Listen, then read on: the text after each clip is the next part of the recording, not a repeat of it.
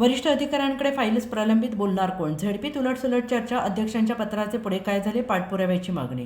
गेल्या काही वर्षात विविध पुरस्कार मिळवून राज्यात नावलौकिक मिळवणारी सांगली जिल्हा परिषद सध्या प्रलंबित फाईल्समुळे पुन्हा एकदा नकारात्मक चर्चेत आलेली आहे. अनेक विभागातील महत्त्वाच्या फाईल्स वरिष्ठ अधिकाऱ्यांच्या मंजुरीच्या प्रतीक्षेत असल्याने जिल्हा परिषदेच्या वर्तुळात आता बोलायचं कोणी अशी चर्चा सुरू आहे.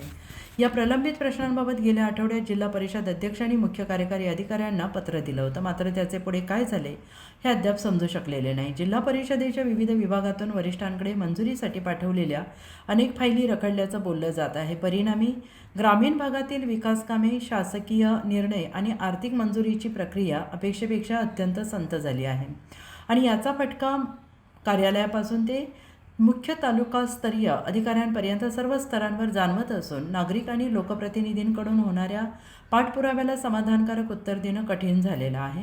मुख्यमंत्री पंचायत राज आणि अभियानाचा आढावा, प्रशिक्षण कार्यक्रम आणि राष्ट्रीय पुरस्कार स्वीकारण्यासाठी मुख्य कार्यकारी अधिकारी सतत जिल्हाबाहेर असल्याने नियमित कामकाजावर त्याचा थेट परिणाम झाल्याची चर्चा आहे. काही दिवस या पदाचा अतिरिक्त पदभार आणि इतर अधिकाऱ्यांकडे सोपवण्यात आला होता, तरीही निर्णय प्रक्रियेला अपेक्षित गती मिळाली नसल्याचं चित्र आहे.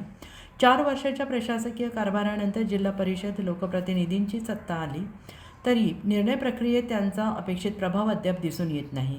नवीन पदाधिकारी कार्यरत झाल्यानंतर विविध विभागांचा सविस्तर आढावा, खातेनिहाय बैठका आणि प्रलंबित प्रश्नांवर तातडीनं निर्णय होण्याची अपेक्षा होती, मात्र तसे घडलेले नाही. अगदी विकास कामांच्या प्रस्तावांसाठी स्वतः पदाधिकाऱ्यांनी प्रशासकीय मंजुरीची प्रतीक्षा करावी लागत आहे. ग्रामीण भागातील विकास कामांना गती देण्यासाठी प्रशासनाने या फायलींचा तातडीनं निपटारा करावा अशी मागणी आता जोर धरू लागली आहे. Bureau report, SPN Marathi, Miraj.